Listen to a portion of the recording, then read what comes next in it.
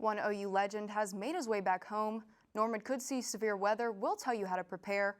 And as the Turnpike fight continues, residents aren't giving up. OU Nightly starts now.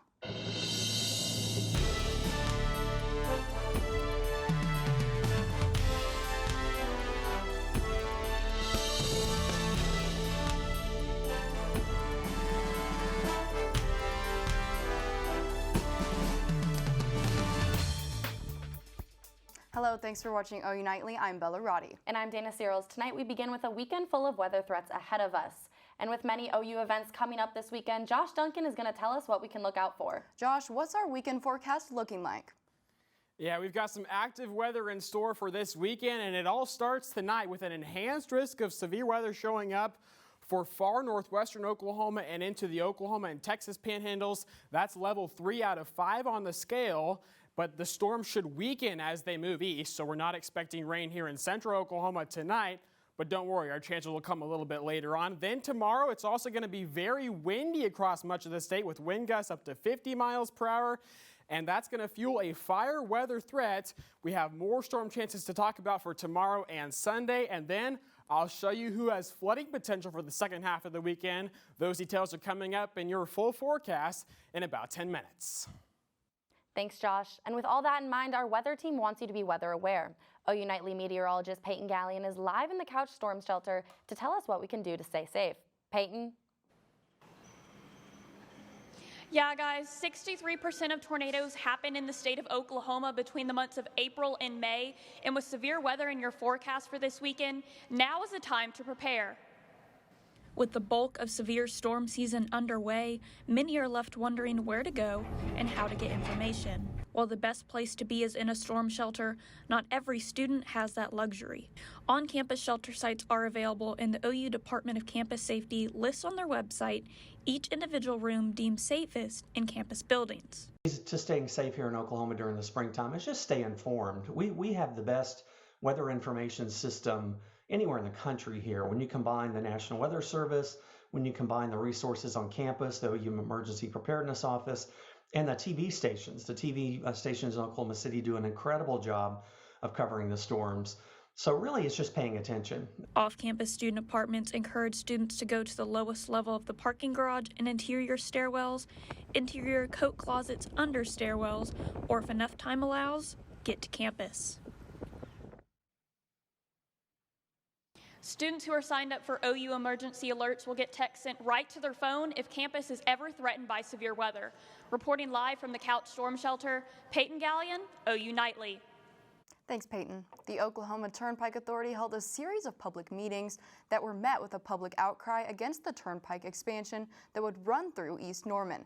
OU Nightly's Cameron Joyner continues our coverage of these meetings at the most recent one in Moore. Thursday evening, the OTA held their 4th meeting here at the Moore Public Library, where citizens gathered to voice their concerns about the Turnpike expansion. The proposed Turnpike would displace many East Norman residents from their homes. But Joey Kelly says the OTA understands the anger. Property acquisition is the most serious thing that we do, because we know that as we're asking individuals to make a sacrifice for the greater good of Oklahoma. However, for residents like Randy Carter, it's a much more personal battle. The design right now is coming right through my house. My family has lived on this property since 1979. He described seeing the design for the first time as a moment of shock. I was sitting in my chair in the living room, and as I looked at the map, if I turned to the left, I'd be in one lane of traffic. If I turned to the right, I'd be in the other. I was sitting right in the median. Carter works with Pike Off OTA, an organization of citizens against the Turnpike. They're angry. I mean, how would you feel if they came in and said, hey, we're taking your house? Concerns range from the necessity of the Turnpike and its location to environmental issues. People who are worried about where the Turnpike is going to go approach us and ask questions. Individual to them, we're trying to answer those today. Not able to answer all of them. We don't have all the information yet. And indeed, many citizens left without feeling reassured. Though this was the final meeting for the time being, OTA says they will be holding another string of informational meetings in the future. Cameron Joyner, OU Nightly. The OTA holds firm that the Turnpike is a necessity, and they are carefully considering all of the public's concerns. A clear plan is emerging as Russia continues its invasion of Ukraine. Russian forces are now pushing into the southeast region of the country. For the first time, Russian troops say their goal is to control the Donbas region. If they gain control, it would create a ground bridge for Russian forces. Ukraine forces continue to hold out in key cities. And we have breaking news tonight. An active shooter situation is unfolding in our nation's capital. Dacoda McDowell-Wahpekeche has that story and the rest of today's headlines from around the world. Thanks, Bella. Yes, tonight we are bringing you breaking news out of Washington, D.C. Police are responding to a shooting near the University of the District of Columbia. Officers are reporting 2 men and 1 juvenile female were shot. The shooting occurred around 3:20 p.m. Eastern Time, and the threat is still active, and several institutions in the area are on lockdown. Former Honduran President Juan Orlando Hernandez is facing charges of drug distribution in the United States. An indictment from the Justice Department says he teamed up with drug traffickers for all 8 years he was in office, with some offenses dating back to 2004. The indictment says that he helped traffickers funnel cocaine into the United States. Hernandez is facing 3 charges, and he claims he is innocent. Today, Representative Marjorie Taylor Greene testified in a Georgia court about the January 6th insurrection at the Capitol. Greene says she was unaware of their plans and is claiming she was a victim of the attack. If she is found guilty of inciting the insurrection, she can be disqualified from running for a re-election. According to a clause in the 14th Amendment, an office holder who backs an insurrection is prohibited from another term. And New York City is opening its doors to Ukrainian refugees by providing $2 million in funding to cover legal assistance, social services, and other resources. Dana, Bella, back to you. Thanks, Dacoda. One OU legend has made his way back home to Norman and is making a difference for his Sooner fans. We'll tell you who it is coming up later in Big Friday Sports. Plus, as many of you know, today is Earth Day, and one OU organization has done their part in this year's Green Week. Straight ahead on OU Nightly.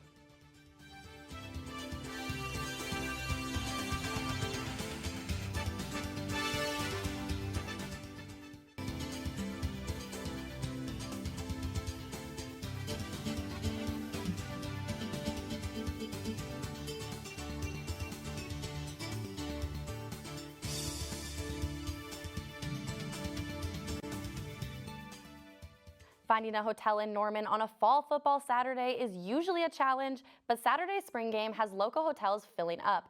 Dylan Rivera joins us live with the story. Since Brent Venables took the reins here in Norman, Sooner fans have been clamoring to see the new team. With the return of one of the program's most beloved legends, fans are traveling in record numbers. 52,102 fans. That's the record attendance at the Palace on the Prairie for an OU spring football game. And new Sooner head coach Brent Venables has been calling for fans to fill up the stands this Saturday. We expect to pack the Palace out. And so buy your tickets now. We need everybody to buy their tickets and pack the Palace out. All indications say Sooner fans have answered the call. Record-breaking attendance is expected, and the hotels around town have reached their capacity. Everyone's been booking their reservations as early as, I would say, probably February or even earlier than that, trying to get a reservation in. Every time OU has an event, we sell out very fast with reservations, and then so we do reach max capacity already before even the month rolls around. The hotel staff's advice to Sooner fans is to book early, as game day weekends in the fall are already filling up. Reporting live, Dylan Rivera, OU Nightly. Thanks, Dylan. In honor of Green Week, there have been many events on campus leading up to Earth Day to promote thoughtful environmental habits. In hopes to make OU a little more green, yesterday Green Week kicked off with their sunrise meditation and yoga. After the yoga, students took a spin in the parking lot of Lloyd Noble on electric bikes and vehicles. And to finish out the week, there was an Earth Day fair from 10 a.m. to 2 p.m. on the South Oval. Events like these help spread the message of lowering our own ecological footprint. Green Week is an organization on campus whose goal is to promote accessible sustainability on campus. And one grandmother will be walking the stage and completing her lifelong dream. Now, it may not be the stage you expect, so stick around to learn more about her achievement. Yeah, and with severe weather coming to Norman tomorrow night, Josh is going to give us a breakdown on everything we need to know. Josh? That's right, we're talking about severe weather potential, high winds, and the chance for flooding. We'll break down the timing and the areas that will be impacted over the weekend coming up after the break.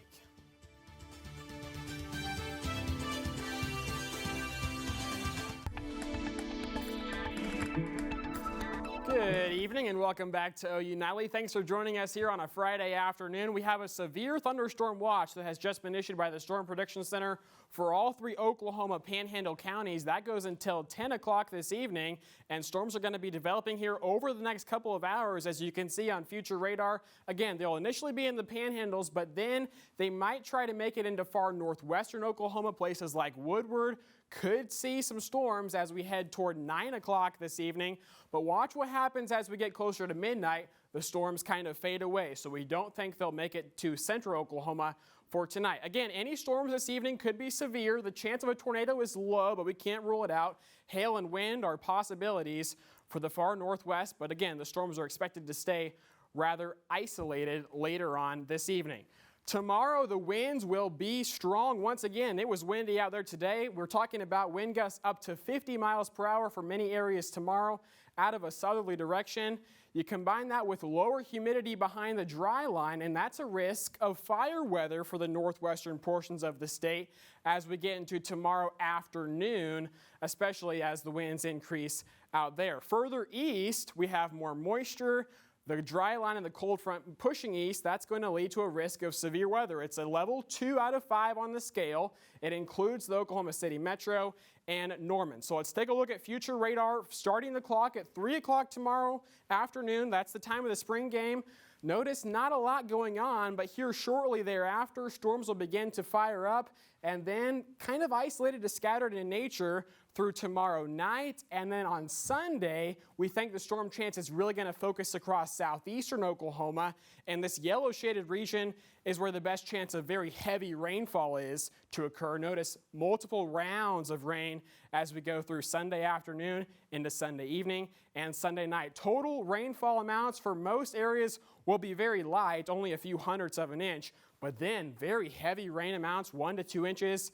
Locally, higher amounts are possible further to the southeast. Your 7-day forecast shows a pretty warm day tomorrow, but it's going to be windy, storm chance during the evening hours, and then Sunday will be cooler, rain possible, especially in southeastern Oklahoma.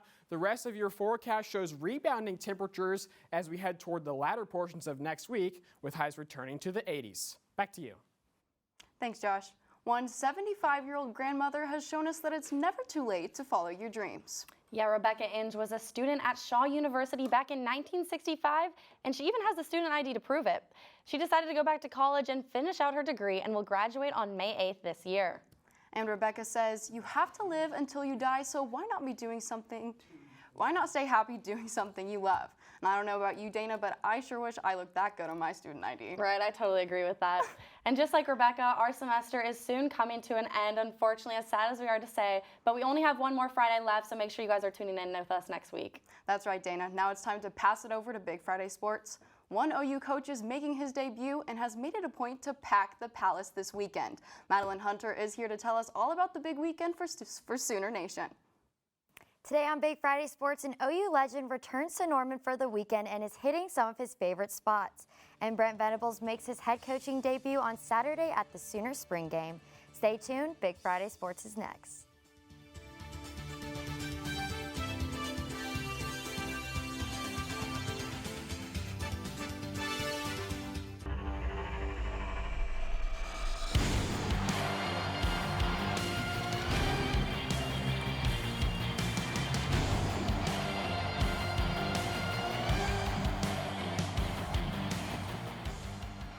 Hello and welcome to Big Friday Sports. I'm Parker Abels. And I'm Madeline Hunter. We have a Sooner-packed show today, and even though it's spring, we begin tonight with football. The highly anticipated spring game is finally here, and Sooner Nation is ready to get a glimpse of the Brent Venables era. While kickoff is tomorrow at 3 p.m., the festivities begin tonight. OU Nightly Shannon Ehrhardt is live with a sneak peek into Baker Mayfield's Heisman statue reveal. Shannon? It's been a long 2-year wait, but you guys, Baker Mayfield will be in bronze very soon, just like these other Sooner legends behind me. However, OU's 6th Heisman winner doesn't necessarily need a 9-foot, 2,500-pound portrait to be remembered.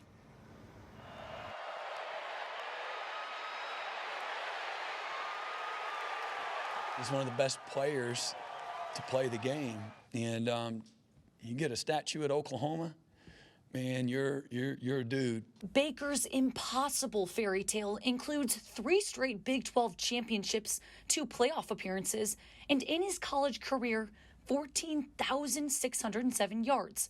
But his stacked resume isn't his most attractive quality. I've got great respect for Baker Mayfield, man. He's a tenacious competitor.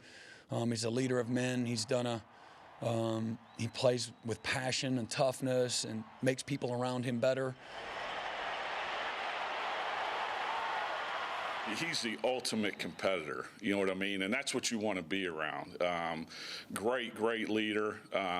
Just made everybody around him better, you know, and a great person. Mayfield isn't the only gunslinger making an appearance this weekend. I think there's just so much I can learn from him and continue to look up to. That's why I'm super, excited for the spring game, be able to meet a bunch of guys who played here. That love this place so much. I can just see the passion they have for here and Sooner Nation and how much passion they have for this football team.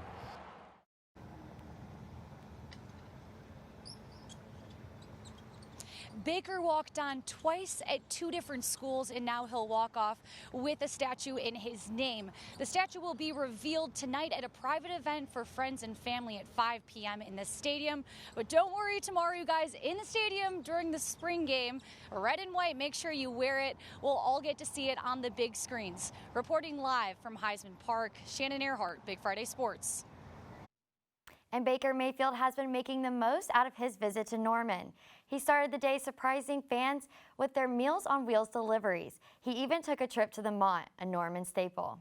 And while awaiting a potential trade from the Cleveland Browns, Mayfield filled out a job application for a local Mexican restaurant, Tara Mahara's, to pursue a career as a busboy. Mayfield said the only payment he would accept was queso. Since coming to Norman, new coach Brent Venables hasn't been all about football. He's also here to develop men. Big Friday Sports' Mady Daddario has more. The moment Brent Venables stepped off the plane in Norman, a new era of OU football began. But a new era brings new responsibilities, and for Coach Venables, that means starting with the person, not the player. And what the fit is, find people first. Yeah, they got to be talented. That goes without saying. They got to be a great player. But we're going to look for people first, because I think that's what sustains. Something Coach Venables is capitalizing on is setting his players up for when they trade their football helmets for graduation caps. Knowing he couldn't do this alone, Coach brought in a former player who understands the importance of succeeding on and off the field. Guys come here to perform at a high level and potentially make it to the NFL. And there's a lot of guys that put all their eggs in that basket, and they're not able to succeed outside of that without some type of financial backing. The new opportunity for athletes to profit off of their image only increased the importance of financial guidance. And so I think it's going to be wise for them to be smart with their money, especially when they don't have anyone at home telling them what to do. One key factor, these guys needed a mentor they could relate to. They need somebody that looks like them, that has performed like them, that has the same pressures of them, and then someone that's successful outside of football. Crediting Coach Venables for being ahead of the game, Broyles feels his person-first philosophy is exactly what these young athletes need. So he's put guys in position to come in here and not just think about the athlete on the field. He's looking at guys after life. What are they doing on a day-to-day basis? Who are they dating? What's their mental like? And I think that's what's beneficial. He's building men outside of football. And at the end of the day, that's what sports is about. Venables will look to get a fast start to his new era Saturday in the Sooner spring game debut. Coming up on Big Friday Sports, the Sooner tennis teams are in the middle of their Big 12 tournaments, and the high-powered softball team is back in Norman for a Big 12 series. Stay tuned as Big Friday Sports continues.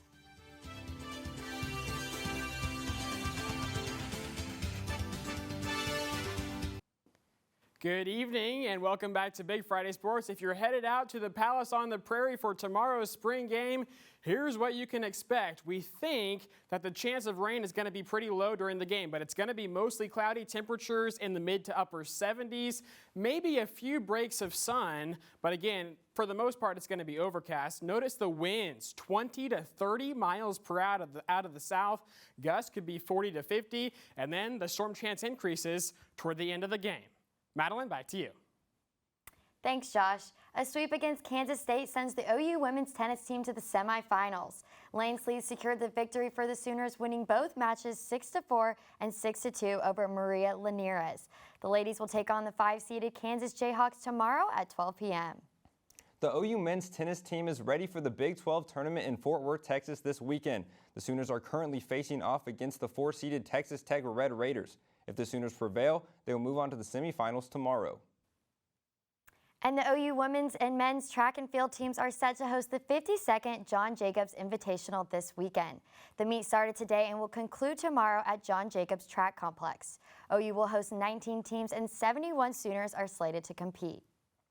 OU has a busy weekend on the diamond as both baseball and softball are ready to compete. Starting with softball, the #1 ranked Sooners will take on the Iowa State Cyclones at Marita Hines Field.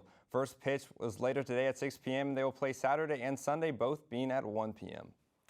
And the Sooner baseball team will be hitting the road to Lawrence, Kansas for a series against the Kansas Jayhawks. Lefty Jake Bennett will start at pitcher for the Sooners tonight at 6 p.m. and they will finish the weekend with a couple of matinee games at 2 on Saturday and 1 on Sunday. And we gotta finish the show with this crazy fight. Owen Woodward, a pitcher for Weatherford Junior College in Texas, wasn't too happy with his opponent hitting a home run on him. So as the batter rounded third, he absolutely decked him, resulting in a bench-clearing fight. Woodward was since removed from the team, per coach Jeff Lightfoot. I don't think anyone is going to attempt a home run off that guy anymore. I know if I would not be talking back to that guy. Well, that's all we have for today. Thanks for watching Big Friday Sports. I'm Parker Abels. And I'm Madeline Hunter. We'll see you next week. Good night.